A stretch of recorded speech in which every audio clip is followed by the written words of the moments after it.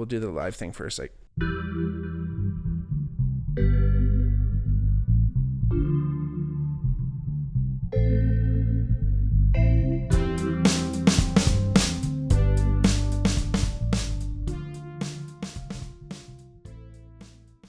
hey everybody, welcome back to the Bigmark podcast. It's me, your host, Bigmark. If it's your first time watching, welcome. If not, welcome back. Like I always say, if you ever wanted to reach out to the podcast, let us know if you wanted to hear a topic or just wanted to reach out and say hello. Check us out on our X, Twitter, or Instagram at the Bigmark Pod or at the Bigmark Podcast. And then if you ever wanted to donate to the podcast, we do have our Patreon, patreon.com/thebigmarkpod. But always the best way to support the podcast is if you're watching on YouTube, like and subscribe to the channel, but then spread the word, let people know what's up. If you think that they'd like the podcast, welcome them to the Bigmark Podcast family. We're always glad to have new members. Again, thank you all for being here tonight. I really appreciate every single one of you for being here. I appreciate your time. Appreciate you choosing to be here and talk about attachment. Attachment is a psychological principle, but we're going to be talking about it in the sense of relationships and the like. I just recently finished a book, really good book called Attached. I listen to it as I do on the old Libby app. It's actually it's a relatively quick read, 7 hours. So it goes by pretty quick, but Attached by Amir Levine and Rachel Heller. Really good book, really easy read. I'll kind of go into it a little bit more, but basically a lot of the information and knowledge I have that we'll kind of talk today was based on the findings in this book. What is attachment, or in this case, attachment theory? John Bowlby looked at attachment first, and it's a psychological and evolutionary theory concerning relationships between humans. So most concerning the caregiver or parent-child relationship, but the most important tenet is that young children need to develop a relationship with at least one primary caregiver for their survival and to develop healthy social and emotional functioning. Attachment in this case means an affectional bond between an individual and an attachment figure. Like I said, usually a caregiver or guardian.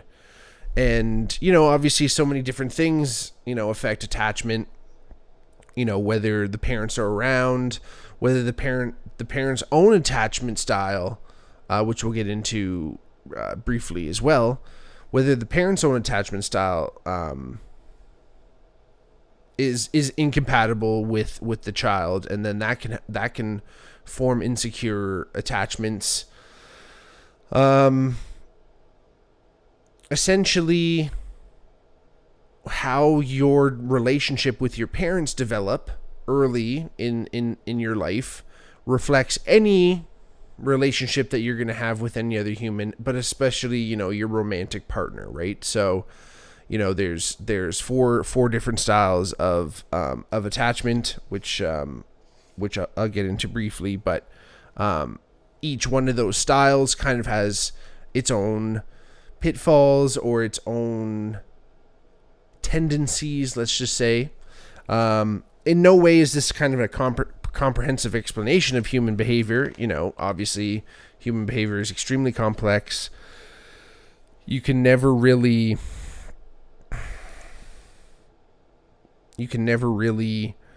nail down an entire human behavior in one theory. I think sometimes people look to psychology as this predictor of human behavior. You're like, oh, if you know psychology, you'll know how people are going to react in these scenarios. You're going to have a pretty good idea of how they're going to react or how others have reacted in their circumstances, but it's never going to be able to predict the future. You can never really predict the future. I guess that's science, but, psychology is a soft science, right? So it's even less of a predictor. It tries to boil it down. It tries to it tries to do its best to predict, like I said, and again, quantify, if you will, human behavior, but it never, it never will, unfortunately. Now, as I mentioned, there are 4 attachment styles in adults. Hazan and Shaver's work in the 80s, and the strange situation experiment. I think we're going to go through this just super quickly. Like, was this experiment that was designed by Ainsworth et al. And their research team. Was designed to test children's separation anxiety when isolated from their parent, and their stranger anxiety when introduced to someone new.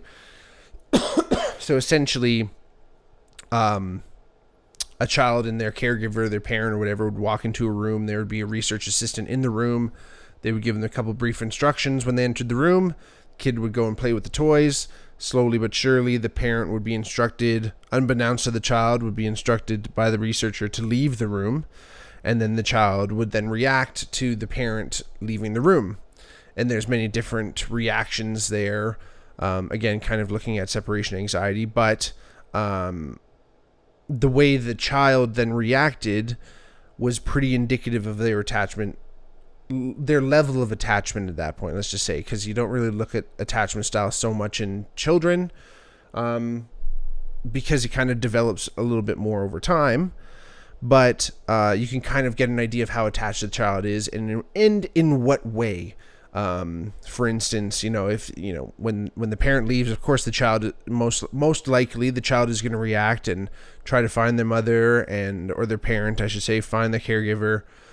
And they'll be very upset until they're back in the caregiver's arms, and then basically they calm down almost immediately, or very, very quickly. And most likely that child has a secure attachment, as we call it, but it's secured attachment. And a little bit more generally speaking, if the child is very upset, and then once they're back in the caregiver's arms, they're still inconsolable. Or the child doesn't react at all to the parent leaving, and then the caregiver comes back in, and they're still, at least on the outside, indifferent. But they actually did an amendment to the experiment where they were also tracking the child's vital signs, and they noticed that a child's heart rate was still as elevated in those moments where they seemed aloof and seemed like they didn't care about the situation. Their heart rate was still elevated, so they were still going through some type of stress. And again, all those situations can kind of be indicative of these 4 styles, which are, as I mentioned, secure is one of them, anxious is another, avoidant is another, and disorganized. Those are the 4. Now, secure is about 50% of the population, so a lot of people have secure attachment.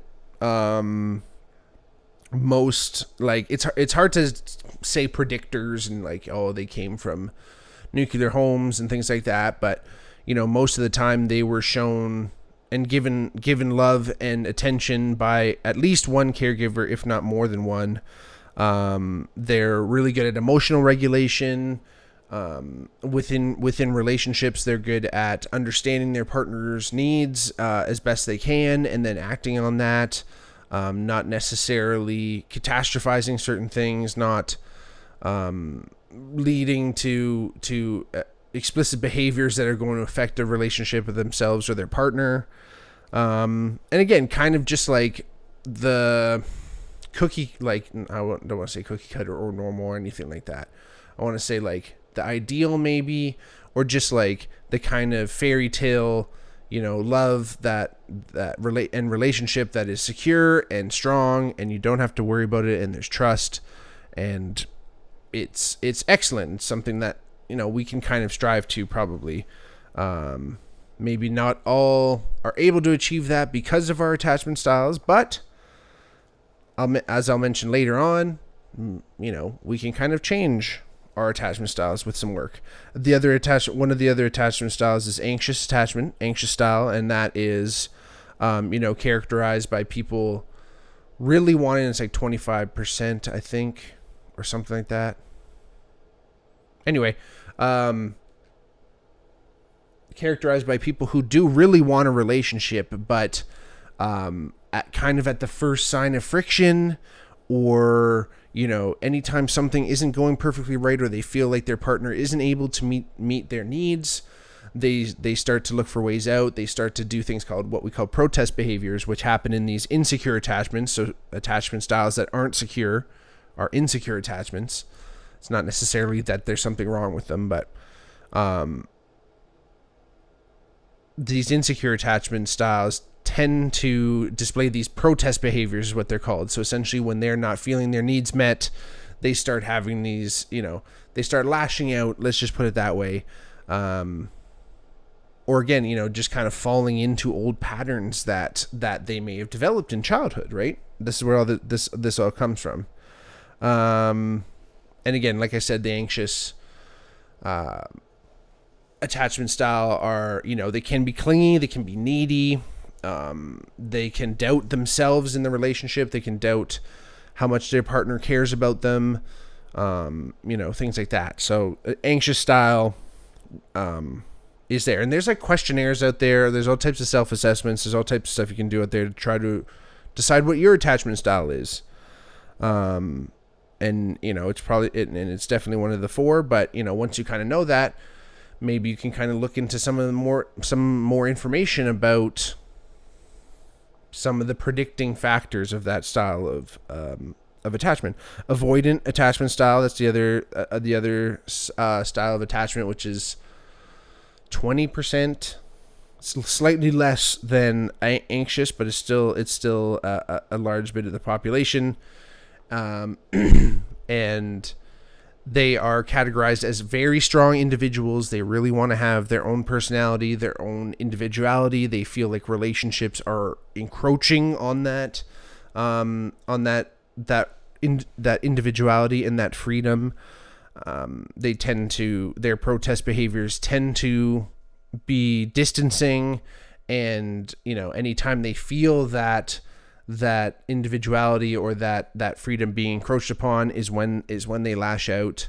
And then we have disorganized, which is kind of a mixture of everything. They really, really want a relationship, but they're kind of afraid of having a relationship, and it just kind of creates essentially a lot of mental instability there. And like I said, I read this book Attached, and it talks ad nauseum at length about these four styles, and how they interact with each other, what to expect from some of these people that do have a certain attachment style, what to expect in their relationship, how their relationship will go.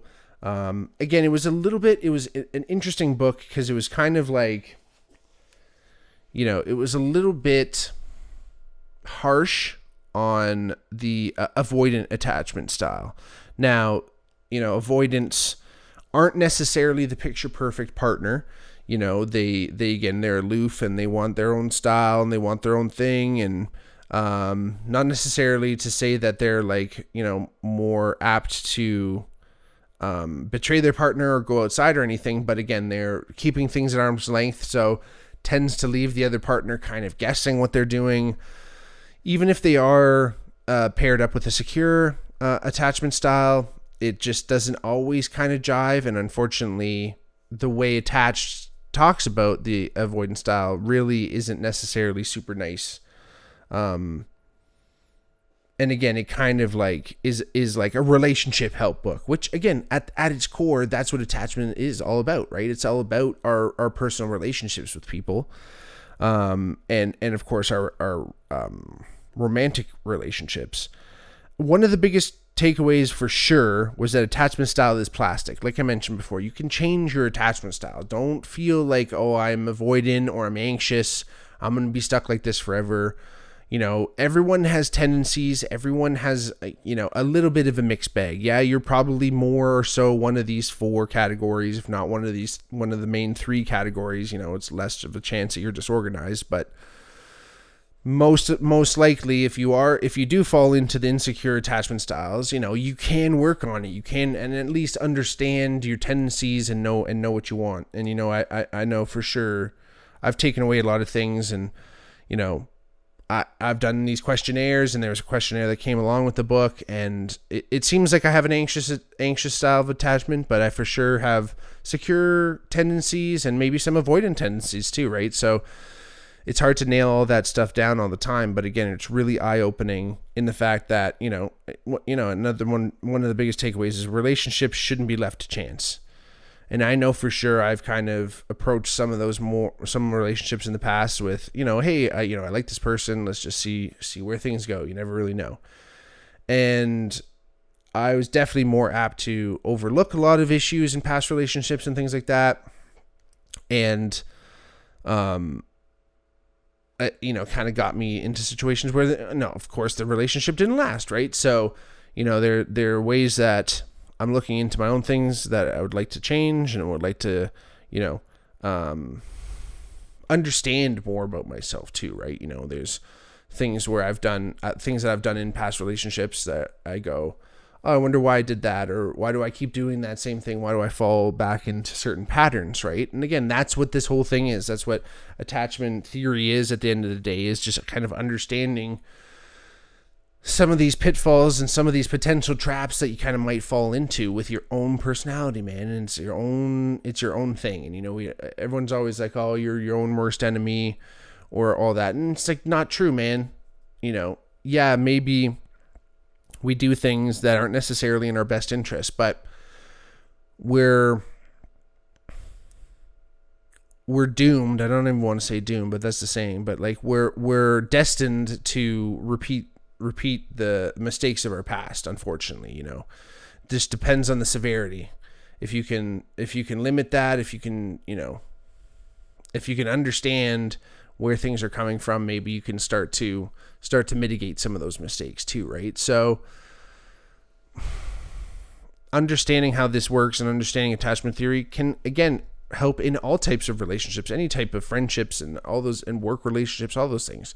When you understand another person's attachment style, you can kind of go forth understanding where they're coming from a little bit more, and not necessarily worrying so much, if a person flies off the handle or it displays some type of behavior that you don't truly understand, right?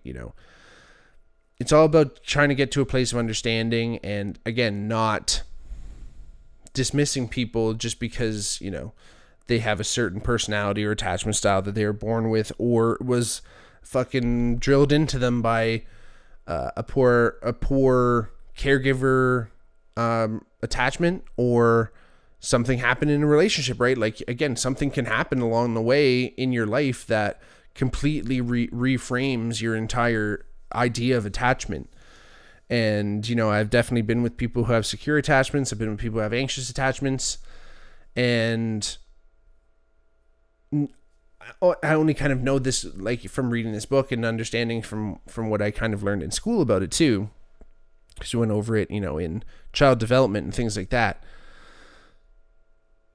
That these attachment styles, again, develop through experience, through behavior, through things that happen, right? So, it's plastic. It can change. You can do stuff about it. You can make things better. You can understand things. You can, get to a place where you can have effective communication, where you meet someone who does take care of your needs that you have. You shouldn't be ashamed of the needs that you have. You should feel like they're special, and however hard you may perceive them, there are a lot of people out there that are willing to see those things as positive things, or as,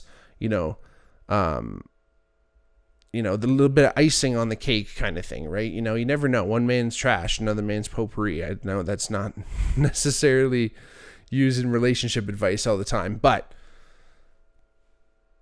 you never know. To each their own.